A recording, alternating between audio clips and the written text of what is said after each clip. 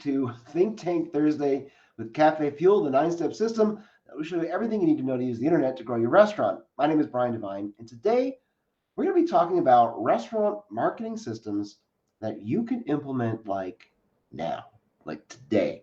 And I'm going to keep this pretty short because you can probably tell that COVID is still messing with me pretty good, and I can not really speak too well today, but hopefully I'll be fine by next week.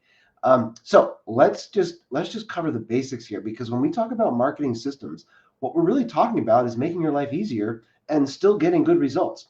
So how do we do that? Well, number one is we always talk about how to build your list, right? So have simple tools in place for people to get on your list. QR codes, right? Those are about as easy as it gets. People are used to using them now. So have a QR code and an offer. And I want to make sure that you are thinking about the offer, and the offer can't be join our email, right? No, nobody wants to be on another email list or another newsletter list. They want to get something for exchange of their information. And that means you have to make them some kind of an offer. And it can, one of the fastest ways to grow your list is to give them something right now. So, $5 off your ticket like today. That is extremely effective, but you don't have to do that. You can just do, hey, we've got specials, we have events. We want to put you on our VIP club. And we find that, our Cafefuel VIP birthday club does extremely well because it keeps getting people interested so that we have a list that continuously grows, but it's easy to get people to come back. And having systems that do that for you is the key. So what else? I want you to think about reviews. Reviews are extremely important. They're actually vital to this industry. And you don't want to leave it up to just, hope and a prayer. You want to make sure people know that you want those reviews and that you really appreciate them.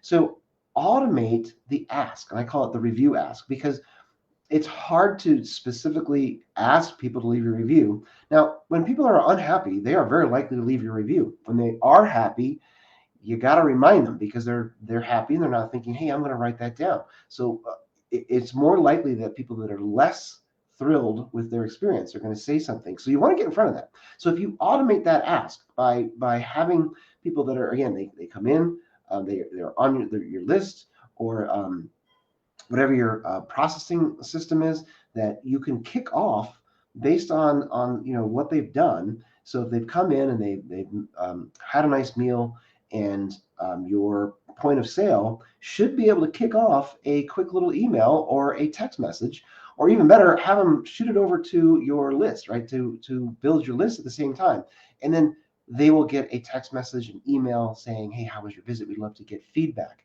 And I always recommend that you change it to feedback or review, feedback or their opinion, but don't ask for a review because you're putting people out.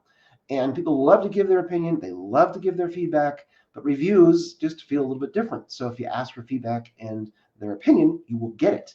And what happens here is that you have an opportunity to get in front of someone that's less than happy. So if they're about to give you a 1 or 2 star review, you might have the opportunity to have them just give it to you, and then you can hopefully do something to make it right so that their next review is going to be really positive. I also recommend that you consider video reviews. So automate the video review ask. And that just means that you're, instead of kicking off a link to leave a review someplace like Google or Yelp or Facebook, that you're actually going to your own website where you have a little forum where people can actually leave you a video review, and it's done right inside of your website. Really, really cool stuff. So think about that as well. And if you have any questions about that, we here at Cafefuel can help hook you up with all of that software. It's really, really slick and very, very inexpensive. And then I want you to also think about just templatizing everything that you can. So when you're obviously running a restaurant, every chance that you get to make things consistent so that you have consistent food, you have consistent delivery, you have consistent experience for your guests, I want you to think about doing the same thing for your marketing. And that means using templates. It just makes your life easier. So whatever marketing materials that you are going to consistently produce, have a group of templates that you can just drop your stuff into and put it out. And then, of course, plan your posts or your content.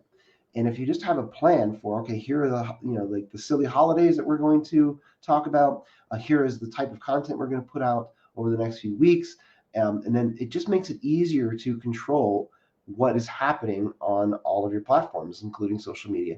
And I want you also thinking about your blog. If you have a website that's built on WordPress, it's designed to do blogs. That's what it's really good at. So one reason for using your blog regularly, and I mean weekly or at very least monthly, but I would recommend weekly. The main reason to do that is because it gives Google another reason to come back and crawl your site, because you put new content on there. And if you put content that is also specific to the type of food you offer and your location, then you will show up higher in search results, and it is extremely effective. So if you plan that out and you already know, okay, here's the type of content that we're going to put out, and you're going to put that right onto your blog, put it on your social media, then you are all set. And if you're like, I don't want to do blogs, I don't have the time, okay, well then just think about if you ever do a video or a meme or just a photo of your food and you put that on social media, put it on your blog. Just put a quick, like, hey, here's one of our favorite things, boom, and you put that on your blog. It doesn't have to be 1,000 words. It can just be a sentence or two, but at least you're doing something to get Google to look at your site again. And then you can maybe put together a plan for a full blog some other time. And if you need help with that, we actually we've got a whole system where we can put all kinds of great content on your site and have it done every single week. And we have them long enough that Google's really going to like that content. And so that's why we do it that way. All right. I think I'm done talking. I can barely think at this point. But if you have any questions or anything we can do to support you, we're here to do just that. And we look forward to seeing you next time on Think Tank Thursday with Cafefuel. That's it for me. Bye for now.